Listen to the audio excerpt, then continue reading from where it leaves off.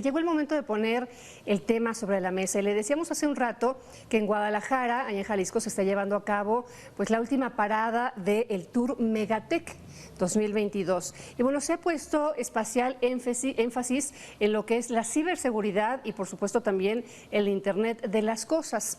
Pero la pregunta que tenemos el día de hoy en el tema sobre la mesa es qué tan importante y qué tan urgente es la digitalización en nuestra vida cotidiana.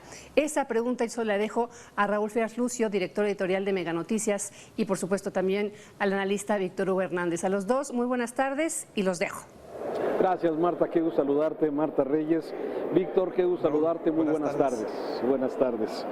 Bueno, a ver, gran tema, gran tema y muy actual, sobre todo porque a partir de la pandemia, sí, empezamos a darnos cuenta que la digitalización, el Internet, nos podía hacer la vida más fácil y, bueno, se implementaron, ya sabes, desde clases a través de clases virtuales, las reuniones en las empresas se hicieron virtuales, de ahí salieron los Zooms, los Meets y todo este tipo de comunicación digital que ha sido muy importante y ya lo han dicho incluso los directores de nuestra empresa Megacable, Enrique Yamuni, sí, que la pandemia nos obligó a las empresas de alguna forma a dar pasos agigantados para estar, Víctor, a la altura de la necesidad, porque todos en sus casas, cuando estábamos en medio de la pandemia, queríamos más capacidad, queríamos más velocidad de Internet, el que se puedan conectar varios miembros de la familia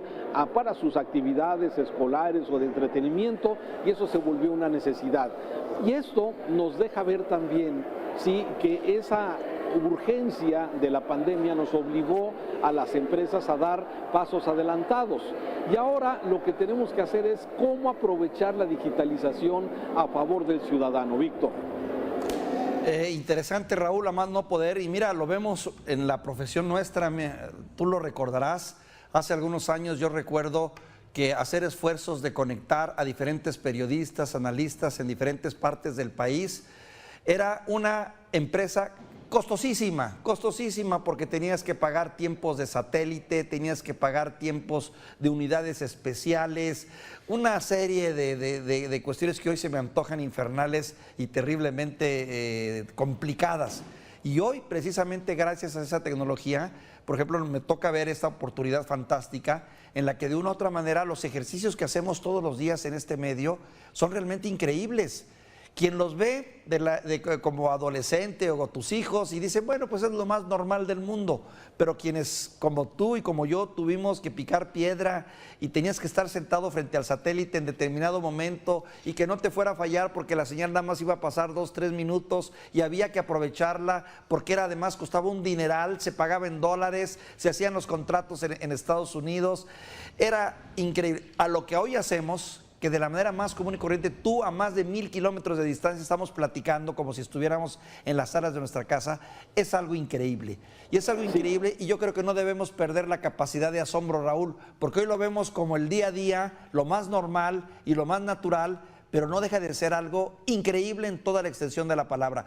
Y gente como tú y como yo, que tenemos ya una edad razonable, podemos entender esto. Los jóvenes lo ven como algo normal y dicen, toda la vida hemos existido y convivido así, pero no siempre fue así.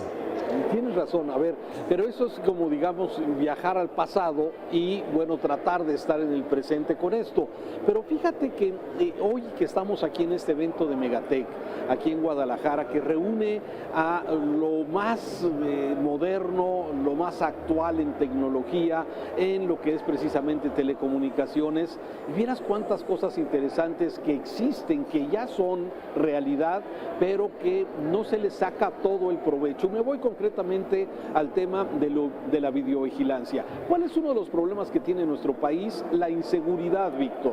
Y sin embargo, poco a poco se avanza muy poco en el tema, por ejemplo, de la videovigilancia. Te voy a dar un ejemplo que se puso hace rato sobre la mesa, el cuántas videocámaras tiene precisamente Inglaterra. Inglaterra tiene uno de los países que más cámaras de videovigilancia tiene, 5 millones para 67 millones de habitantes, 5 millones de cámaras, ¿sí?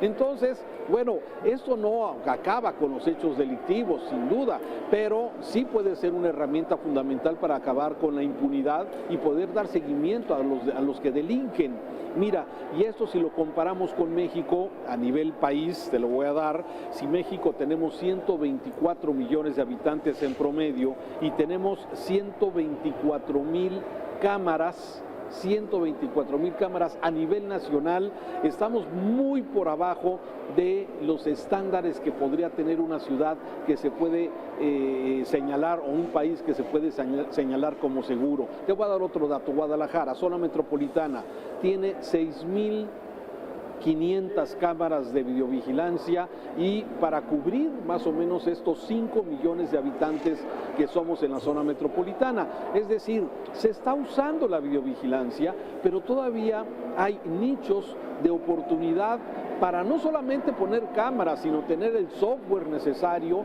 para dar seguimiento, identificación de rostros, identificación de cámaras y todo lo que se requiere, Víctor, para poder esto. Pero no solo esto, no solamente videovigilancia, sino también en otras actividades de gobierno que podrían simplificar muchísimo, ¿sí?, las eternas y largas colas que muchas veces se hacen para pagar el predial, para pagar el agua, para pagar o tener algún descuento, una licencia municipal, y también para eso sirve la tecnología, pero vamos avanzando a pasitos, porque no se está dando ese brinco necesario para poder hacer los trámites mucho más rápido, con menos probabilidades de manejar dinero en efectivo que se presta para la corrupción, Víctor. Así es.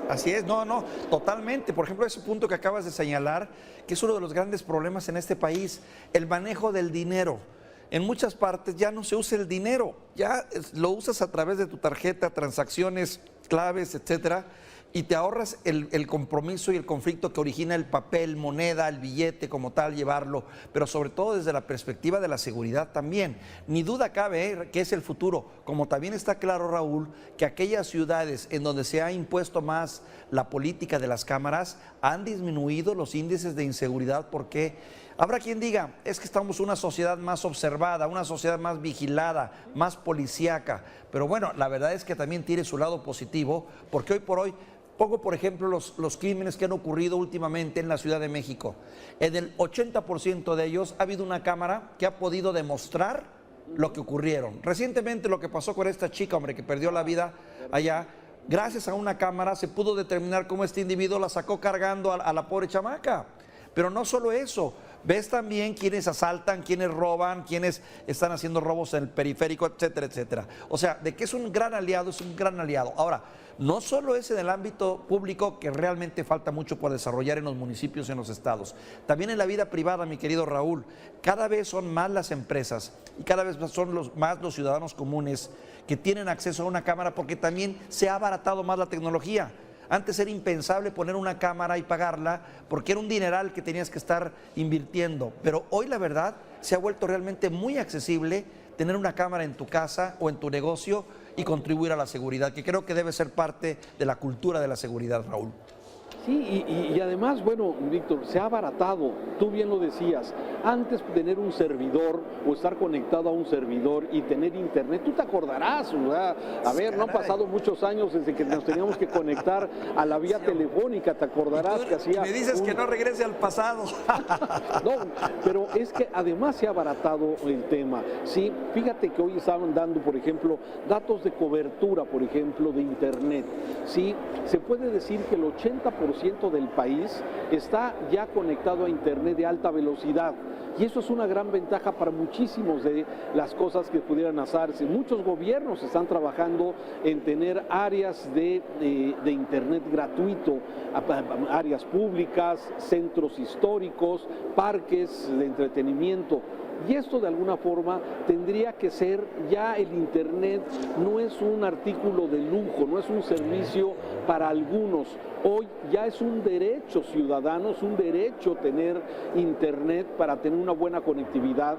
Y bueno, también hay que darle dignidad a eso. Yo cuando veo a los chamacos, a los niños, a los jovencitos con su celular metidos, viendo un programa o viendo una película o quizás tomando alguna clase, en un celular por horas. No, hay que tener las herramientas necesarias, hay que tener las pantallas, las computadoras en casa, ¿sí? Y todo eso se tiene que ir abaratando, y también los accesos tanto a internet como al hardware, en este caso, pues también tiene que ser mucho más accesible. A veces vemos cómo los gobiernos gastan dinero en tanta tontería, ¿sí? Dices, ¿por qué mejor en unas tablets, en unas computadoras que hagan y que le hagan la vida más fácil a muchas familias que tengan escasos recursos económicos y poder tener alguno de estos servicios? Me parece que hay un gran reto, y ojalá eventos como este de Megatech que estamos realizando a nivel nacional en diferentes ciudades, sí, ayuden a que los que toman decisiones, los tomadores de decisiones, en este caso las autoridades, puedan de alguna forma fijarse que a veces es más fácil, es más rápido, es menos complicado hacer los sistemas digitales de todos los procesos que seguir haciendo el clásico papelito, lápiz y borrador. Como a la vieja usanza, mi querido Raúl, y también combatir mucho el analfabetismo digital, que es un problema que debemos de enfrentar día a día, incluso nosotros y todos, pero principalmente tratar de ser una sociedad que también no sea analfabeta digital. Eso es importantísimo. Sí, que es un reto, también es un tema generacional. Hoy los chamacos, los jovencitos, los niños salieron ya, bueno, con sus con conocimiento digital que los va llevando en forma sencilla, y se les hace tan fácil. Innata. Y algunos, bueno, han tenido que pasar hacia, aparte de aprender, como quizás muchos de nosotros, para aprender precisamente la digitalización. En fin, Víctor, como siempre, un gusto poner sobre la mesa un tema tan importante como la digitalización. Un gran tema, Raúl, un gran tema, sin duda.